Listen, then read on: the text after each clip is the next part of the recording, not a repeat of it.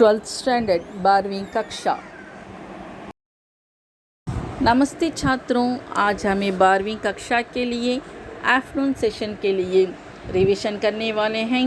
फोरनून session में lesson 13 रीढ़ की हड्डी उस लेसन से रिवाइज किया गया। अब आफ्टरनून सेशन के लिए नागरिकों के मूल अधिकार इस लेसन से हमें रिवीजन करने वाले हैं। इस लेसन में कठिन शब्दार्थ, सारांश, संक्षिप्त उत्तर लिखिए, विस्तार उत्तर लिखिए, संदर्भ साहित्य व्याख्या आदि दिया गया है। छात्रों इसे ध्यान से पढ़ लेना और परीक्षा के लिए तैयार हो जाना। पहले कठिन शब्दार्थ दिया गया है। कठिन शब्दार्थ के बाद में सारांश को ध्यान से पढ़ लेना। सारांश के अंतर्गत समता का अधिकार, स्वतंत्रता का अधिकार, धर्म स्वातंत्र्य का अधिकार, संस्कृति और शिक्षा संपत्ति अधिकार, संपत्ति और अधिकार, हकों की रक्षा का अधिकार आदि दिया गया है सारांश में। ध्यान से पढ़ लेना। इसके बाद में प्रश्नों के संक्षिप्त उत्तर इसके बारे में देखेंगे। पहला क्वेश्चन है, हमारे देश का असली नाम क्या है? भारत हमारा देश का असली नाम है। हमारे देश में जनता की सरकार कब कायम हुई? 1947 में हमारे देश में जनता की सरकार कायम हुई। भारत का संविधान किसे कहते हैं? अंग्रेज़ों के जाने के बाद बड़े बड़े आदमियों की एक सभा बुलाई गई। सब में मिलकर हिंदुस्तान की हुकूमत कैसी होनी चाहिए, इस सवाल पर विचार किया। एक लंबी चर्चा के बाद उन्होंने देश का शासन करने के लिए एक नियमावली बनाई। उसी नियमावली को भारत का संविधान कहते हैं। हमारे संविधान के शुरू में क्या लिखा गया है? हमारे संविधान के शुरू में लिखा गया है कि भारत एक गणतंत्र राज्य है। गणतंत्र राज्य किसे कहते हैं? जिस देश का राज्य उसी देश की जनता के द्वारा चलता है और जहाँ कोई राजा नहीं होता है उसे गणतंत्र राज्य कहते हैं। मूल अधिकार किसे कहते हैं? हमारे संविधान में देश के सभी नागरिकों को कुछ अधिकार दिया गया है। इन अधिकारों को मूल अधिकार कहते हैं। अंग्रेज़ों के राज्य में लोगों को कौन कौन से खिताब दिया गए? अंग्रेज़ों के राज्य में राय साहब, राय बहादुर, दीवान बहादुर खान साहब और सर आदि खिताब दिए जाते थे। सरकार किस तरह के कामों में कभी रुकावट नहीं डाल सकती। संविधान के सब धर्म के लोगों को अपनी रुचि के अनुसार धार्मिक संस्थाएं बनाने और शिक्षा संस्थाएं स्थापित करने का समान अधिकार दिया है। सरकार इस तरह के कामों में कभी रुकावट नहीं डाल सकती। हकों की रक्षा के अधिकार की विशेषता क्या है? कोई भी नागरिक अदालत में अपने मूल अधिकार की रक्षा के लिए फरियाद कर सकता है। यही हकों की रक्षा के अधिकार की विशेषता है। भारत का सच्चा नागरिक कौन है? जो नागरिक अपने अधिकारों को समझता है और देश के प्रति अपने कर्तव्यों का पालन करता है वही सच्चा नागरिक है। अब सविस्तार उत्तर दीजिए, उसके बारे में देखेंगे। फर्स्ट क्वेश्चन है, समता के अधिकार की विशेषताएं बताइए। भारत के सब नागरिकों को कानून के सामने बराबर माना जाएगा। आदमी चाहे किसी जाति या धर्म का हो, चाहे वह कहीं भी पैदा हुआ हो, सबके अधिकार समान होंगे। इसी प्रकार स्त्री और पुरुष दोनों को बराबर समझा जाएगा। संविधान में छुआछूत की मनाही कर दी गई है।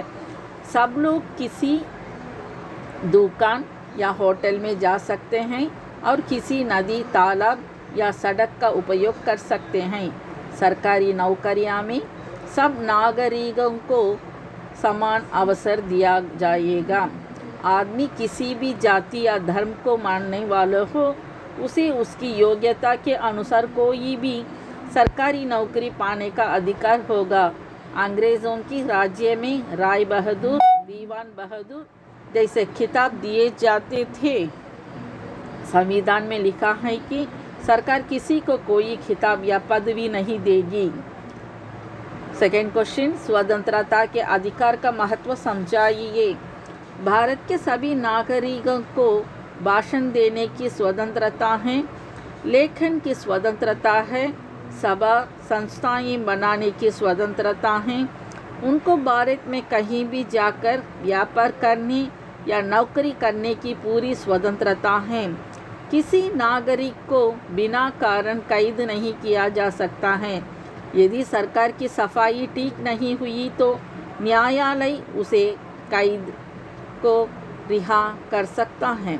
अब बेगार बंद कर दिया गया है। अब कोई भी आदमी किसी के मुफ्त में काम नहीं ले सकता। 14 वर्ष से कम आयु वाले किसी कारखाने या खान में नौकर नहीं रखा जाएगा।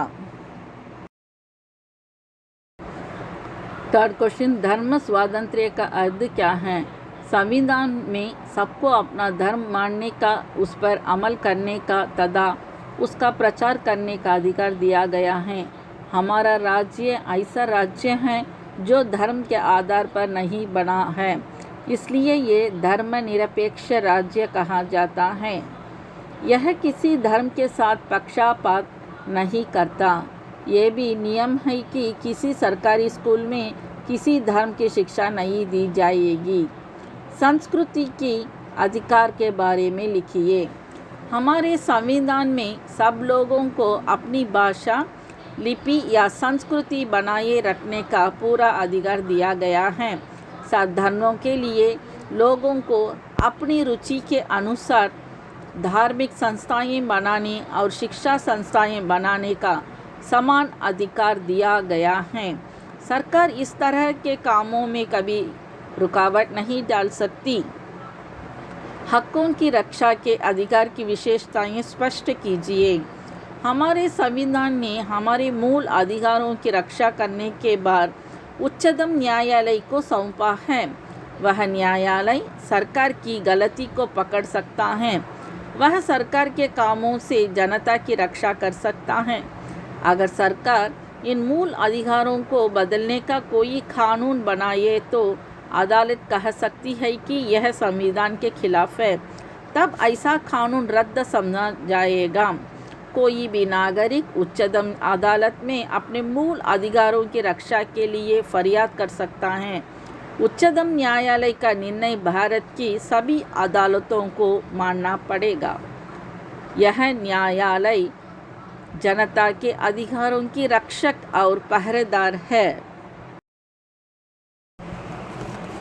अब हमें संदर्भ सहित व्याख्या कीजिए, इसके बारे में देखेंगे। इस पाठ में 4 संदर्भ सहित व्याख्या दिया गया है, उसके बारे में देखेंगे। पहला है, यदि सरकार की सफाई ठीक नहीं हुई तो न्यायालय उस कैदी को रिहा कर सकता है। इसमें संदर्भ में यह वाक्य नागरिकों के मूल अधिकार नामक पाठ से दिया गया है। भारत की आज़ादी के बाद कई बड़े बड़े आदमियों एक सभा बुलाई गई। सब में मिलकर विचार किया कि भारत का शासन किस तरह होना चाहिए। एक लंबी चर्चा के बाद उन्होंने देश का शासन करने के लिए एक नियमावली, उसको भारत का संविधान कहा जाता है, उससे कुछ मुख्य बातें इस पाठ में दी गई है। व्याख्या। संविधान हम नागरिकों को कई अधिकार देता है, उनमें स्वतंत्रता का अधिकार भी एक है। हमें भाषण देने की स्वतंत्रता है, लेखन की स्वतंत्रता है। किसी भी नागरिक को बिना कारण कैद नहीं किया जा सकता है। यदि सरकार किसी को कैद करती है तो अदालत में सरकार को कारण देना पड़ेगा। सरकार को सफाई देनी पड़ेगी। यदि सरकार की सफाई ठीक नहीं हुई तो न्यायालय उस कैदी को रिहा कर सकता है। सेकेंड वन है उन्हें शिक्षा भी मिल नहीं पाती। इसमें भी उपर्युक्त संदर्भ लिख लेना। व्याख्या में आज के बच्चे कल के नागरिक हैं, इसलिए उनको भी सभी प्रकार के विकास करना होगा। बच्चों को कम रुपये देकर ज़्यादा कम ले सकते हैं। ऐसे सोचकर बड़े बड़े मालिक बच्चों को कारखाने में नौकर रखते हैं। नौकरी करने से बच्चे का स्वास्थ्य बिगड़ जाता है, उनको शिक्षा भी नहीं मिल पाती। इसलिए संविधान में ये नियम बना दिया गया है कि 14 वर्ष से कम आयु वाले बच्चे को नौकर नहीं रखा जाएगा। तीनवां है सरकार इस तरह के कामों में रुकावट नहीं डाल सकती। संदर्भ उपर्युक्त में से दिया गया है, उसी से लिख लेना। व्याख्या संविधान हम नागरिकों को संस्कृत और शिक्षा संबंधी कुछ अधिकार देता है। यहाँ कई धर्म वाले रहते हैं, कई भाषी रहते हैं, उन सबको अपनी रुचि के अनुसार धार्मिक संस्थाएं बनाने का अधिकार है, शिक्षा संस्थाएं बनाने का भी अधिकार है। इस संबंध में नागरिकों को किसी भी तरह का डर या हिचक करने की ज़रूरत नहीं है, क्योंकि सरकार इस तरह के कामों में भी कभी रुकावट नहीं डालती।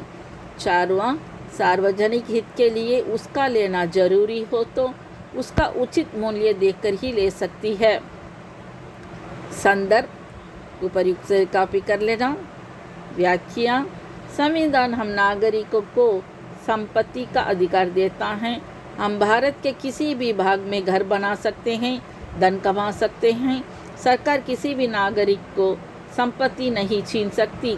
सड़क बनाने, हवाई अड्डा बनाने, अस्पताल बनाने, कारखाने बनाने जैसे सार्वजनिक हित के लिए किसी की संपत्ति की ज़रूरत पड़े तो सरकार उसको ले सकती है।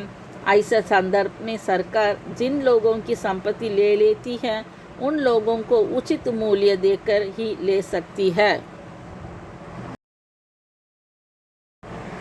अब हमें वाक्यों में प्रयोग कीजिए देखेंगे। फर्स्ट वन है के मुताबिक, डार्विन के मुताबिक मनुष्य बंदर का विकसित रूप है। कायम होना, अध्यापक वर्ग में आए तो शांति कायम ही। नियुक्त होना, पढ़ाई के बाद हर व्यक्ति नौकरी में नियुक्त होना चाहता है। सफाई देना, अदालत में अपराधी को सफाई देने को मौका दिया जाता है। सजा पाना, जो गुनाह करता है वह ज़रूर सजा पाता है। के खिलाफ, देश के खिलाफ जो आवाज़ उठेगी वह दबा दी जाएगी। प्रयत्न, हम सब देश के विकास के लिए प्रयत्न करेंगे। पालन करना, माँ बाप की आज्ञा का पालन करना आनंदमय होता है।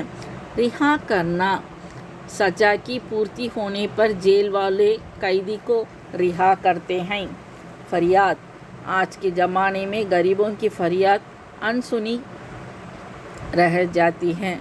क्या छात्रों समझ में आता है क्या ये पार्ट का जो क्वेश्चन आंसर्स है, बाकी सब एक्सरसाइज है, संदर्भ साहित्य व्याख्या, इसे ध्यान से पढ़ लेना। परीक्षा के लिए तैयार हो जाना। रिवीजन बहुत ज़रूरी है। छात्रों रिवीजन में ध्यान करो। धन्यवाद।